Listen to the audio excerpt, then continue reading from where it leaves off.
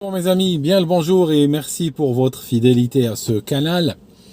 À propos de canal, je vais probablement ouvrir d'autres canaux. J'en ai ouvert un d'aviation qui aujourd'hui, je le pense, va atteindre les 10 000 abonnés. 3200 abonnés juste sur les 28 derniers jours. Je suis vraiment abasourdi. Donc les gens, ça les intéresse, ils viennent, ils sont très contents, ils commentent. Super. Je vais probablement, je l'ai déjà fait en réalité, je vous donnerai le lien dans le descriptif de la vidéo. J'ai ouvert un canal sur l'islam et j'ai ouvert un canal sur l'IT. Il n'y a aucune vidéo dessus, mais je vous invite à vous abonner parce qu'elles vont arriver. Pourquoi? Parce que tout simplement, moi vous savez, j'aime bien sauter du coq à l'âne, j'aime bien passer d'une chose à l'autre. Je lis des fois plusieurs livres à la fois, en lisant quelques pages ici, puis quelques pages là. Néanmoins,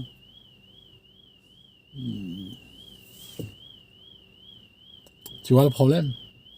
De nos jours, nous vivons dans un monde bruyant. Vous savez, je pense que mon sens le plus sensible au reste de l'humanité, n'est-ce pas? C'est mes oreilles. Je vis dans un monde, j'aimerais bien vivre, je disais, je vis dans un monde de silence. J'avais failli sauter sur un roman du commandant Cousteau, Le Monde du Silence. Et j'aime bien son livre parce que c'est un livre qui se passe sous la mer. Et c'est un monde effectivement silencieux. On n'entend que le bruit de son détendeur, les bulles comme ça qui remontent à la surface. Et vraiment, c'est le genre de monde idéal pour moi. En tout cas, toujours est-il, cette alarme s'est arrêtée.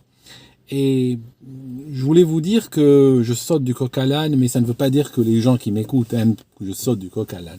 Ce que j'ai constaté, c'est que quand je parle d'une thématique pendant plusieurs vidéos, il y a toujours des gens qui se plaignent, qui disent oui, mais Aldo, ouais, c'est gentil, tout ça, mais bon, moi je suis venu pour, par exemple, des vidéos sur l'islam. Donc un autre me dira, écoute, non, moi je m'intéresse à tes analyses politiques, l'islam ça m'a jamais intéressé, et ainsi de suite. Donc ce qui fait que j'ai décidé de travailler de manière un peu plus thématique. Voilà. Ceci étant dit, passons au vif de notre sujet d'aujourd'hui. Alors notre sujet d'aujourd'hui, c'est l'arithmétique de l'élection présidentielle. Alors, elle dit quoi? On a une élection qui arrive en France, qui arrive le mois prochain, d'accord?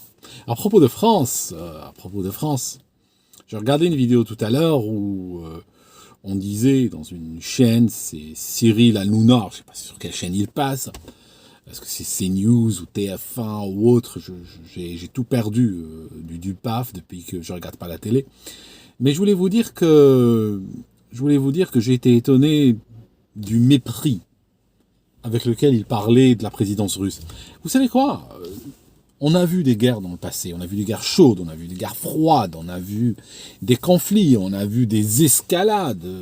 Peut-être qu'ils ne sont pas arrivés jusqu'au conflit. Rappelez-vous, pour ceux qui étaient là, la crise des missiles de Cuba. Mais jamais, même Ben Laden, n'avait pas été traité de fou. Et ce qui me choque dans la diplomatie française et dans le journalisme français, c'est la condescendance, c'est le mépris. C'est des gens qui on a l'impression que tellement ils méprisent le reste de l'humanité, pour eux, ils sont les seuls au monde à penser logiquement, à penser correctement, à penser sainement. Et si on n'est pas d'accord avec eux, c'est que on n'a pas compris. Ils peuvent nous expliquer, encore une fois, peut-être en des mots plus simples, auxquels nous pourrions plus facilement accéder de par nos limites mentales. Ils pourront nous expliquer, encore une fois, ils pourront condescendre à nous parler, et ainsi nous allons peut-être accéder à une forme de compréhension de la complexité de leur pensée. C'est ahérissant. Ce mépris, cette psychiatrisation de l'autre. Si on n'a pas compris, si vraiment il nous explique et on n'a pas compris, c'est qu'on est digne de l'hôpital mental, c'est qu'on est fou, on est dérangé, on est détraqué, on est suicidaire. En fait, ce discours-là, ce discours-là en particulier d'eux, nous les Français qui sur le plan intellectuel, nous sommes littéralement la race aryenne de ce qui peut se passer dans la tête d'un humain. C'est ça ce que j'entends. Aurait pu, presque, je disais presque, à la rigueur, se justifier si la France était un pays qui était bien géré, si les rues de Paris ne ressemblaient pas à des poubelles, si la France n'avait pas des milliers de zones de non-droit, si l'économie française n'était pas dans la pente glissante. Je veux dire, si la France était gérée par des rachamim, si la France était gérée par des prix Nobel, ou le moindre planton, du moindre ministère, de la moindre administration, de la moindre sous-préfecture, était un prix Nobel, avait un quotient intellectuel qui n'est même pas mesurable, tellement il ferait éclater tous les indicateurs. Alors qu'on a des gens, honnêtement, je suis désolé, moi je regarde de l'extérieur, vous avez des hommes politiques, vous avez des femmes politiques, si la connerie était quelque chose qui devait se mesurer, il servirait vraiment des talents. Ça serait réellement, il faut les attraper et les mettre dans un sous-verre et dire voilà, ça c'est l'absolue connerie. En dessous de ça, tu descends pas. Et à partir de là, on mesure par rapport à cette échelle, tu vois. Est-ce que t'es 2 fois plus abruti que lui? Non, tu peux pas, c'est pas possible, mais en pourcent. Voilà, ça c'est le 100. Ça c'est le 100. Et puis on mesure de 0 à 100. 0 c'est Einstein, 100. Hein, prenez un nom qui vous intéresse. Et puis tout le reste de l'humanité entre les deux. Vous avez ce genre de personnes chez vous. Et ils pensent que le reste de l'humanité sont des crétins. Bon, je reviens, il faut que j'arrête avec mon esprit africain. Je reviens au sujet de ma vidéo. Alors, vous savez, j'aimerais vous ramener en 2017. J'aimerais vous ramener aux élections de 2017. À l'époque, il y avait beaucoup de candidats qui se couraient derrière, qui faisaient, vous savez, qui viennent pavoiser un peu comme des coqs, chacun avec son programme. Il n'y en a pas un, et je dis il n'y en a pas un, qui croit en ce qu'ils racontent. Tout simplement, ils se mettent sur des niches électorales. Donc, c'est un peu comme certains, il y a des gens qui vendent, je sais pas quoi, qui peuvent vendre n'importe quoi. Ils peuvent vendre du vin, ils peuvent vendre des stylos, ils peuvent vendre des pantalons. Ça veut pas dire qu'ils vont porter ce pantalon ou boire ce vin nécessairement. Il n'y a pas de croyance nécessairement derrière. Moi, j'ai été l'autre jour chez un concessionnaire BMW, je posais une question sur une voiture. Il m'a dit, le gars, vous savez, moi, je m'y connais pas en BMW. La semaine dernière, je travaillais chez Lexus. Là, je viens de commencer ici. Comprenez? Lui, ça se trouve, il roule en Skoda. D'accord? Les politiques, c'est pareil. Chacun se dit, bon, il y a un peuple là en face. Ce peuple a des préoccupations. Alors on peut les écrire sur un mur. Le pouvoir d'achat. J'adore le pouvoir d'achat qui sort comme ça régulièrement. Le pouvoir d'achat, le chômage, la sécurité. Certains ont l'immigration, d'autres la fracture sociale, d'autres les droits des non-binaires, etc. Bon, il y a une collection, si vous voulez, de préoccupations populaires qui peuvent être des déclencheurs d'un vote.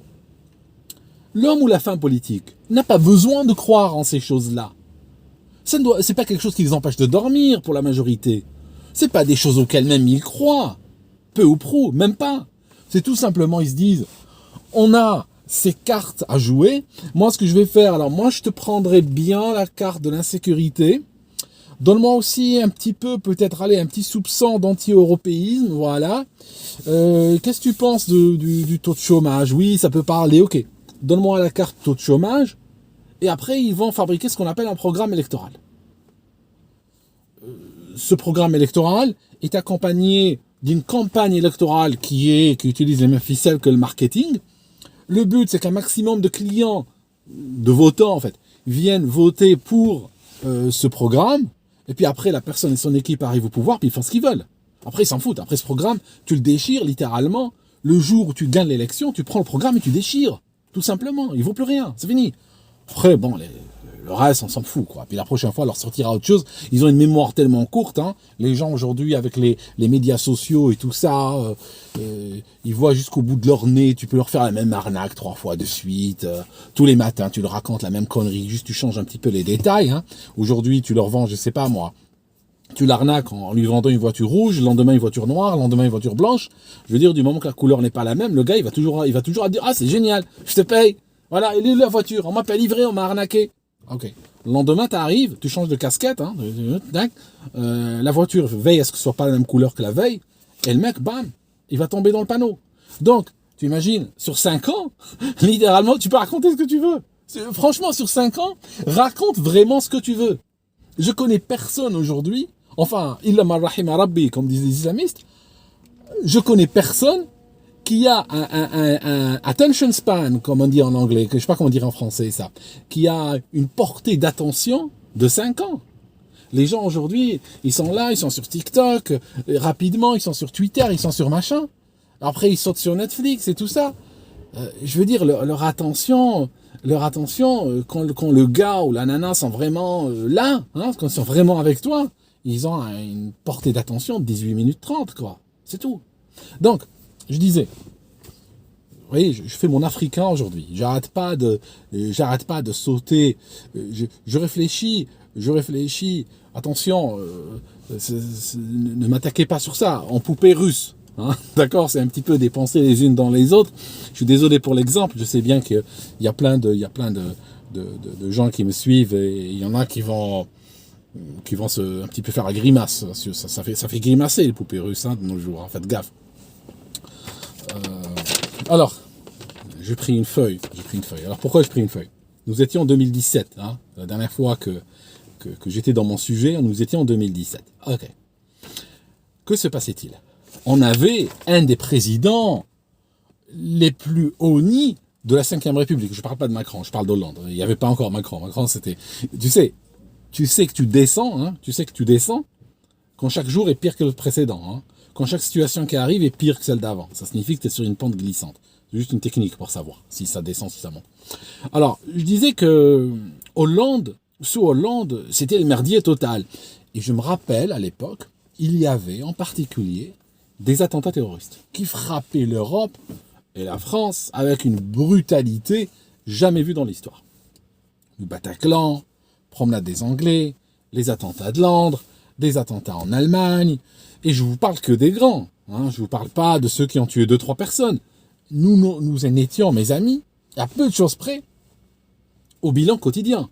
Je veux dire, à un moment donné, ça faisait plus bouger les foules. Moi, je me rappelle, à cette époque, j'avais dit dans une vidéo, les gars, moi, je vais arrêter de faire des vidéos chaque attentat, parce que là, ça vaut pas la peine, quoi. Parce que là, il y en a tellement que c'est plus des news. Hein. D'ailleurs, ça n'intéressait plus personne au bout d'un moment. Donc, on se faisait genre un bilan, on attend la fin de la semaine, on fait le total, hein, et on regarde. On en était là. Il y avait le problème des migrants, il y avait le Daesh, il y avait l'insécurité, les gens en étaient à bout. D'ailleurs, tellement il était honni Hollande, que je me souviens que lui-même, il a eu ce moment de lucidité, n'est-ce pas, dans son cerveau français qui fait partie de la... Tu peux pas accéder, tu peux pas, c'est trop. Mais il a eu ce moment de génie purement français. Il a eu ce moment-là, et il a fait quoi? Il a décidé de ne pas se présenter. Donc, on a à ce moment-là, dans la cour au coq, on a des candidats qui montent des programmes, ok? Qui montent des programmes comme ça, dis, votez pour moi. D'accord? C'est comme ça, c'est ça les élections, c'est rien. Ok, donc, à ce moment-là, on avait ce que nous appelions à l'époque, je ne sais plus si c'était le Rassemblement, le Front National déjà, je ne sais plus, qui représentait une sorte de voix anti-système, si je puis dire. Je sais, je mets ça en 10, 15 guillemets, parce que voilà, on se comprend. Donc, qui était une sorte de voix de protestation, qui était... Marine Le Pen était la seule sur le spectre à dire les choses comme il fallait les dire, sur le terrorisme, sur l'islamisme, sur cette menace grandissante où chaque Français, quand il ouvrait sa porte ou sa boîte aux lettres ou marchait sur un truc, risquait d'exploser, n'est-ce pas? Donc, nous étions sur une grande dynamique de vote anti-système. Je vous donne les résultats du premier tour de 2017. Macron. C'est pour ça qu'on est dans cette merde. 24,01%. 24%, maintenant. Ok. Donc, si je vous donne le quintet dans l'ordre, je vais vous donner le quintet dans l'ordre. Alors, le quintet dans l'ordre, c'est Emmanuel Macron, premier, au top, pole position. On a Benoît Hamon, 5e position. Et pour les 3 autres places, le 2e, 3e et 4e, il y a photo. Il y a photo sur Marine Le Pen, François Fillon, Jean-Luc Mélenchon. Ces 3 ont eu à peu de choses près 20% chacun. 21,3 pour Marine Le Pen. 20,01 pour François Fillon. Il a talonné de 1%. 1%, et des poussières et de la monnaie. Jean-Luc Mélenchon, 19,58%. Il était à 1,5% de François Fillon. Ça rappelle un petit peu ces courses moto ou autres, cyclistes, où tu as pratiquement 15 personnes qui sont entre la première, entre la seconde, et le 10e de seconde plus tard, tu as 15 personnes. D'accord? Un jour, il va falloir mesurer les arrivées de certains sports en millionième de seconde, pour être sûr. Là, tu vois ce que je veux dire? Voilà ce que je cherche à dire. C'est que on a entre Emmanuel Macron, 24 grosso modo, François Fillon, Jean-Luc Mélenchon, qui ne sont pas nécessairement des antisystèmes, qui sont le système classique, on a 65% des Français. D'accord? En anti-système, on a 21,3. Okay. On a un moment où la situation était tendue comme un slip. Sérieux. En 2017, c'était le cauchemar. 21,3%. Donc, faut pas vous leurrer, mes amis. Je vous raconte un truc, pour qu'on se comprenne. Les sites de médias sociaux n'existent pas. Facebook n'existe pas. Twitter n'existe pas. Twitter n'existe pas dans le sens où il se crée au moment où tu te logs dessus.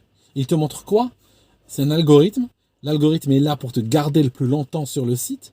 Et pour ce faire, il va te montrer par affinité le contenu qui va t'intéresser le plus. Donc, par exemple, si imagine, t'es un extrémiste écolo végétarien, parce que tu cliques sur un certain contenu que tu aimeras plus que d'autres, tu passeras plus de temps sur certains groupes que d'autres, etc. Il connaît tous tes mouvements, il connaît tes clics, le temps que tu mets à lire, ce que tu sauvegardes, les mots-clés qui t'attirent. Il te connaît mieux que toi par certains aspects. Tu auras l'impression, quand tu arriveras sur Twitter, que tout le monde est végétarien, que tout le monde est écologique, que tout le monde croit que la Terre va bouillir, on va se nourrir. Tu croiras à ça. Et quand tu lanceras un sondage sur, par exemple, quelle est votre principale préoccupation aujourd'hui, ça sera 99% le climat. Voilà. Pareil, si tu es quelqu'un qui vole en jet privé, qui va dans les plus grands restos du monde et qui a une montre en or et une baignoire ou coule l'eau minérale, ben, tu auras l'impression que tout le monde est milliardaire. D'accord? C'est-à-dire que c'est l'algorithme, c'est pas une vision randomisée, comme dirait Raoult. C'est pas une vision randomisée, aléatoire. C'est une vision dirigée. Donc, si par exemple, tu as des tendances souverainistes, okay, tu as des tendances souverainistes, on va dire droite, tu as des amis extrême droite, ils font partie de ton réseau, tu appartiens à des groupes genre royalistes, genre en dehors de Frexit, machin, tout ça, l'algorithme le sait. Et quand tu arrives sur les médias sociaux, il va te présenter il va te présenter une réalité biaisée pour toi. Ton Facebook et le mien, c'est pas la même chose. Mon Twitter et le tien, c'est pas la même chose. Nous pouvons être 1 million à nous loguer sur ces plateformes, nous verrons des choses différentes. Et nous en tirons une réalité, une perception qui est différente et qui est faussée de la réalité. Okay? Donc, je disais que malgré le merdier de 2017, Front National 21,3, mettons 21. Okay. Admettons que la situation ait évolué depuis, vu l'insatisfaction, tout ça. Elle n'aurait probablement pas évolué jusqu'à 30% quand même. Parce que 30%, c'est un peu beaucoup, parce que 30%, on serait en train de dire que depuis 2017, on a eu une progression de ce camp-là, du camp dit national, de l'ordre de 50%. C'est un peu beaucoup. Mettons 25. concédant même le 30, mettons 30%. Okay. Donc, à l'époque, la case dite nationale, il n'y avait que Marine Le Pen dessus. C'était le seul vote national. Aujourd'hui, il y a 2 votes nationaux. Il y a Marine Le Pen et il y a Zemmour. Zemmour, par un choix délibéré, qui est un choix qu'on a du mal à comprendre sur le point logique, il s'est mis à la droite de Marine Le Pen. Il s'est mis sur des lignes de Villiers, sur des lignes génération identitaire et tout ça, qui sont des lignes qui ont des choses à dire, qui ont des préoccupations dont on ne peut que reconnaître la validité, mais en même temps, c'est des lignes qui, sur le plan électoral, ne valent pas grand-chose. Il faut être sincère. Hein. Tu peux pas avoir un Gollnisch, un gars très intelligent, malgré tout, ou un De Villiers au deuxième tour. Ça n'existe pas, ça. C'est des camps à 1%, 2%. D'accord? Et encore, hein, les bons jours. Donc, mais tant que on a le camp national à 30%, ce qui est impossible en France. Les gens en France marchent selon les médias. D'accord? Regarde juste combien de personnes vont droite au masque aujourd'hui, d'accord?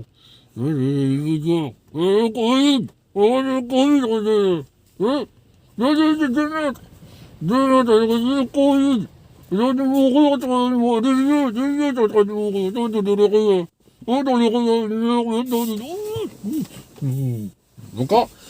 Juste pour t'expliquer. Tu comprends, hein, on se comprend. D'accord? Les gens, ils votent selon ce que leur disent les médias. Les gens sont pas, tu sais, je vais te dire un truc, je vais dire la vérité. C'est pas tout le monde qui regarde quelqu'un qui parle de politique depuis sa voiture. D'accord? C'est pas le truc de tout le monde. Les gens regardent BFM TV, regardent TF1, regardent je sais pas quoi. Ok? Il faut pas se leurrer. Il faut pas qu'on se leurre. Zemmour a fait une erreur grave. C'est que au départ, il était journaliste. Quand il a commencé à vouloir présenter des velléités d'aller aux élections, on l'a décrit comme un polémiste. N'est-ce pas? Il n'aimait pas ça. On l'a décrit comme un polémiste. Par la suite, le polémiste, au fur et à mesure de ces meetings qu'il faisait, il a commencé clairement à définir sa ligne. Et au lieu de définir une ligne qui serait à la gauche de Marine Le Pen, ça signifie qu'il prendrait du Front National, qui n'est pas un parti de forcenés, le Front National, qui prendrait au Front National, on va dire le plus grand de ses électeurs, et qui irait quand même chasser sur le terrain des républicains classiques, sur le terrain des centristes, même s'il le faut, peut-être même prendre quelques gauchistes au passage. Il en avait les moyens, il en avait les outils intellectuels, il en avait la posture. D'accord? Il pouvait faire ça. Il n'avait pas de passé politique, lui. Donc il arrive, c'est à lui il avait cette chance qu'on n'a qu'une fois dans la vie, qui est de se placer, de venir dans le spectre et de dire je viens là et pas là. Il aurait pu effectivement prétendre à un score extrêmement honorable. Aujourd'hui, quand on en parle dans les médias français, je disais l'autre jour un article, c'était Le Monde ou Le Canard, ou je sais plus, on en parle comme le candidat d'extrême droite. Et ce n'est pas... je dois concéder à ces journaux, même si je ne suis pas tout le temps d'accord avec eux, je dois concéder que l'étiquette est valide. C'est lui qui l'a choisi.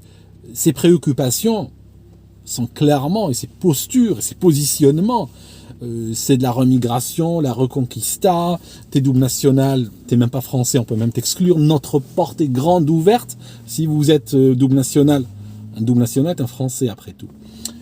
Si vous n'êtes pas content, notre porte est ouverte, donc même la possibilité d'exclure des nationaux, on est dans une posture extrême droite qui ne vaut rien sur le marché électoral français. Quand tu viens pavoiser dans cette basse-cour, n'utilise pas cette carte, elle ne marche pas. Si elle marchait, cette carte, elle aurait marché pour le père Le Pen, elle aurait marché pour lui.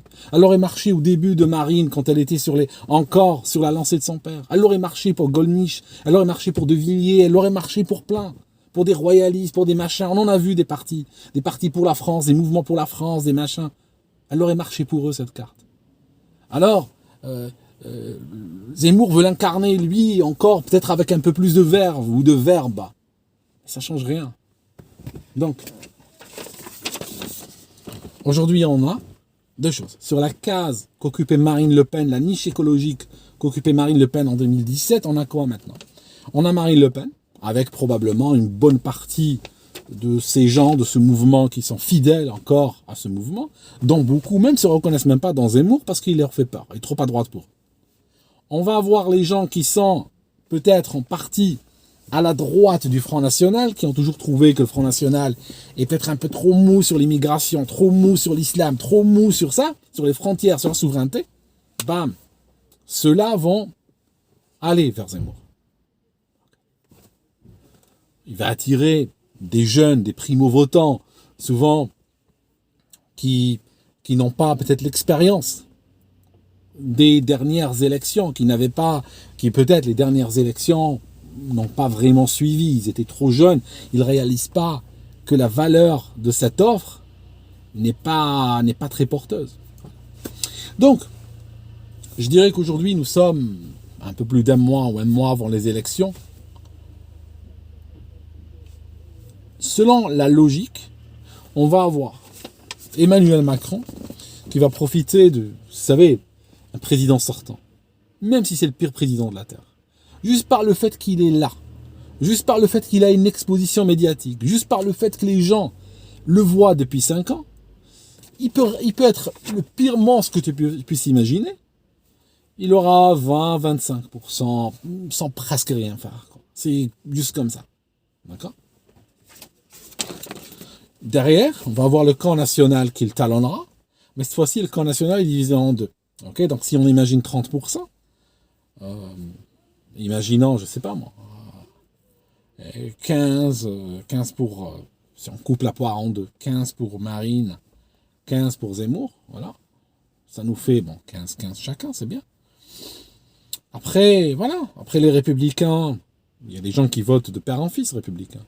Même tu leur présentes la Pécresse, là, ils voteront dessus, hein, ils s'en foutent. Elle peut faire 16, elle, hein.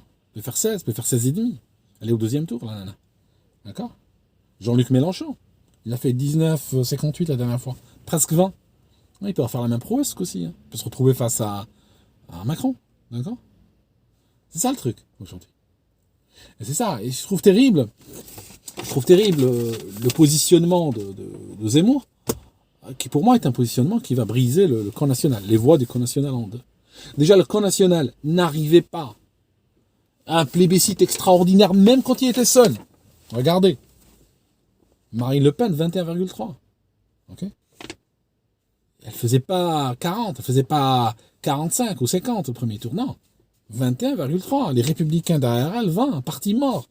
Et Jean-Luc Mélenchon, un parti socialiste, littéralement. Presque 20% aussi. Je veux dire, il n'y a pas grand-chose. Hein. L'insatisfaction d'années de terrorisme a pu donner à Marine Le Pen 1% d'avance sur les autres, c'est tout. Okay ?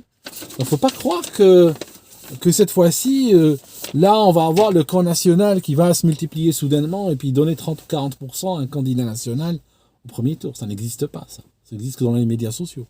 Enfin, je crois que j'ai beaucoup parlé aujourd'hui. J'ai la parlotte, je sais pas pourquoi. Voilà, mes amis. Merci de m'avoir suivi jusque-là.